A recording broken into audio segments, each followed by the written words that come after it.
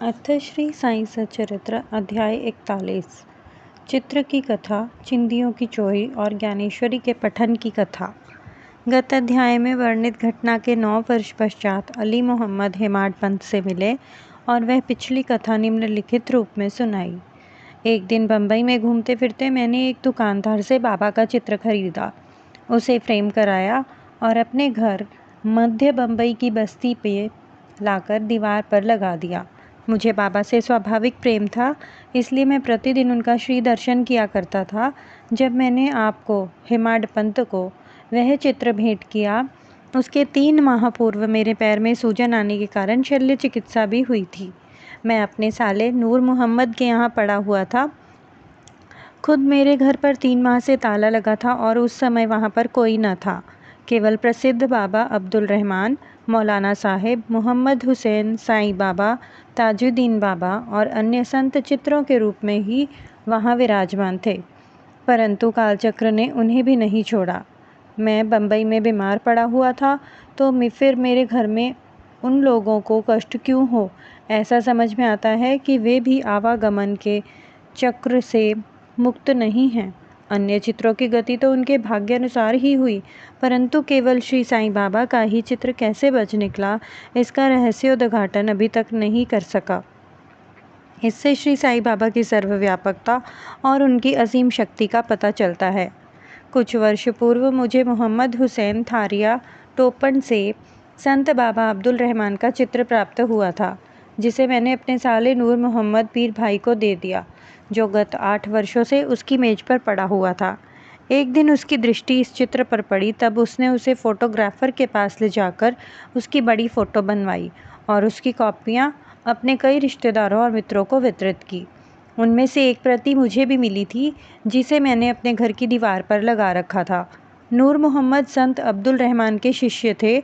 जब संत अब्दुल रहमान साहिब का आम दरबार लगा हुआ था, तभी नूर मोहम्मद उन्हें वह फ़ोटो भेंट करने के हेतु उनके समक्ष उपस्थित हुए। फ़ोटो को देखते ही वे अति क्रोधित हो नूर मोहम्मद को मारने दौड़े और उन्हें बाहर निकाल दिया। तब उन्हें बहुत दुख और निराशा हुई। फिर उन्हें विचार आया कि मैंने इतना रुपया व्यर्थ ही खर्च किया, जिसका परिणाम अपने गुरु के क्रोध और अप्रसन्नता का कारण बना।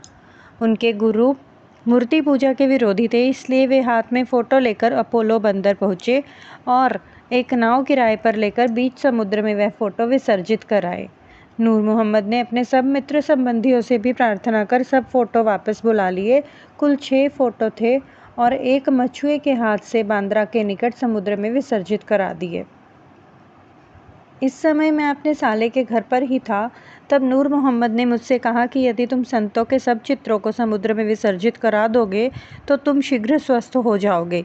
यह सुनकर मैनेजर मेहता को अपने घर पर भेजा और उसके द्वारा घर में लगे हुए सब चित्रों को समुद्र में फेंकवा दिया।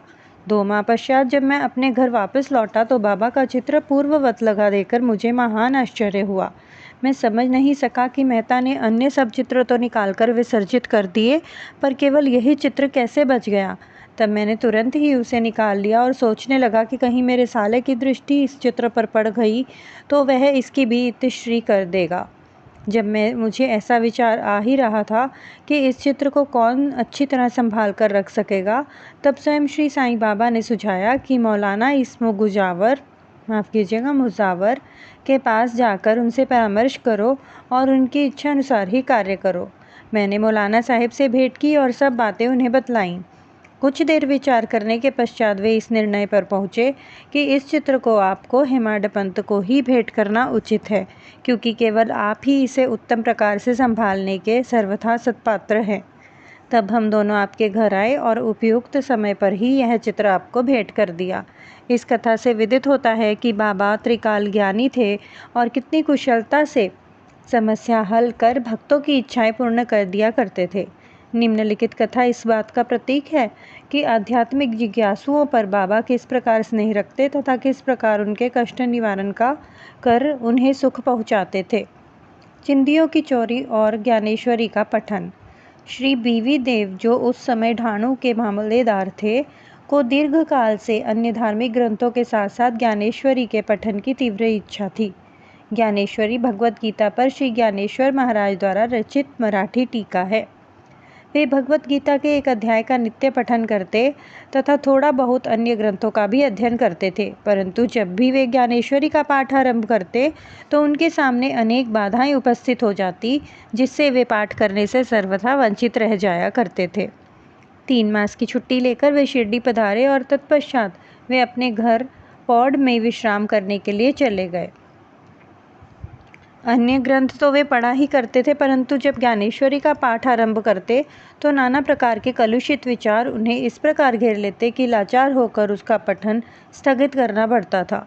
बहुत प्रयत्न करने पर भी जब उनको केवल 2-4 ओवियाँ पढ़ना भी दुष्कर हो गया, तब उन्होंने यह निश्चय किया कि जब दयानिधि श्री साईं ही कृपा करके इस ग्रंथ के पठन की आज्ञा करेंगे, तभी उसका श्री गणेश करूँगा।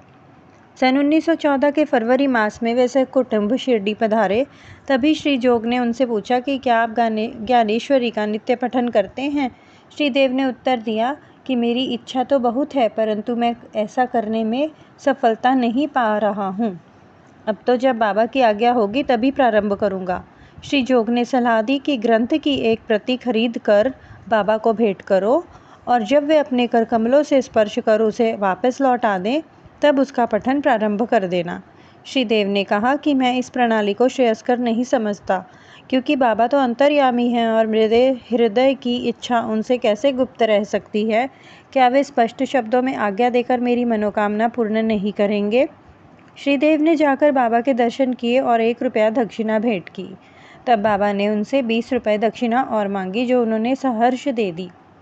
रात्रि के समय श्रीदेव ने बालक राम से भेंट की और उनसे पूछा, आपने किस प्रकार बाबा की भक्ति तथा कृपा प्राप्त की है? बालक राम ने कहा, मैं दूसरे दिन आरती समाप्त होने के पश्चात आपको पूर्ण वृतांत सुनाऊंगा। दूसरे दिन जब श्रीदेव साहेब दर्शनार्थ मस्जिद में आए तो बाबा ने फिर 20 रुपये दक्षिणा मांगी, जो उन्होंने सहर्ष भेंट कर दी। मस्जिद में भीड़ अधिक होने के कारण वे एक और एकांत में जाकर बैठ गए। बाबा ने उन्हें बुलाकर अपने समीप बैठा लिया। आरती समाप्त होने के पश्चात जब सब लोग अपने घर को लौट गए, तब श्रीदेव ने बालक राम से भेंट कर उनसे उनका पूर्व इतिहास जानने की जिज्ञासा प्रकट की तथा बाबा द्वारा प्राप्त उपदेश और ध्यान आदि के संबंध में पूछताछ की। बालक राम इन सब बातों का उत्तर देने ही वाले थे कि इतने में चंदू कौड़ी ने आकर कहा कि श्रीदेव को बाबा ने याद किया है। जब देव बाबा के पास पहुँचे तो उन्होंने प्रश्न किया कि वे किससे और क्या बातचीत कर रहे थे। श्रीदेव ने उत्तर दिया कि वे बालक राम से उनकी कीर्ति का गुणगान श्रवण कर रहे थे। तब बाबा ने उनसे पुनः 25 रुपये दक्षिणा मांगी, जो उन्होंने सहर्ष दे दी। फिर बाबा उन्हें भीतर ले गए और अपना आसन ग्रहण करने के पश्चात उन पर दोषारोपण करते हुए कहा कि मेरी अनुमति के बिना तुमने मेरी चिंदियों की चोरी की है। श्रीदेव ने उत्तर दिया, भगवान, जहाँ तक मुझे स्मरण है मैंने ऐसा कोई कार्य नहीं किया है, परंतु बाबा कहाँ मानने वाले थे। उन्होंने अच्छी तरह से ढूंढने को कहा। उन्होंने खोज की, परंतु कहीं कुछ भी नहीं पाया। तब बाबा ने क्रोधित होकर कहा कि तुम्हारे अतिरिक्त यहाँ और कोई नहीं है, तुम ही चोर हो। तुम्हारे बाल तो सफ़ेद हो गए हैं और इतने वृद्ध होकर भी तुम यहाँ चोरी करने को आए हो। इसके पश्चात बाबा आपे से बाहर हो गए और उनकी आंखें क्रोध से लाल हो गई। वे बुरी तरह से गालियां देने और डांटने लगे। देव शांतिपूर्वक सब सुनते रहे। वे मार पड़ने की भी आशंका कर रहे थे कि 1 घंटे के पश्चात ही बाबा ने उनसे वाड़े को लौटने को कहा। वाड़े को लौटकर उन्होंने जो कुछ हुआ था उसका पूर्ण विवरण जोग और बालक राम को सुनाया। दोपहर के पश्चात बाबा ने उस सबके साथ देव को भी बुलाया और कहने लगे कि शायद मेरे शब्दों से इस वृद्ध को पीड़ा पहुंची होगी। इन्होंने चोरी की है और इसे ये स्वीकार नहीं करते हैं। उन्होंने देव से पुनः 12 रुपये दक्षिणा मांगी, जो उन्होंने एकत्र करके सहर्ष भेंट करते हुए उन्हें नमस्कार किया। तब बाबा देव से कहने लगे कि तुम आजकल क्या कर रहे हो? देव ने उत्तर दिया कि कुछ भी नहीं। तब बाबा ने कहा, प्रतिदिन पोथी ज्ञानेश्वरी का पठन किया करो।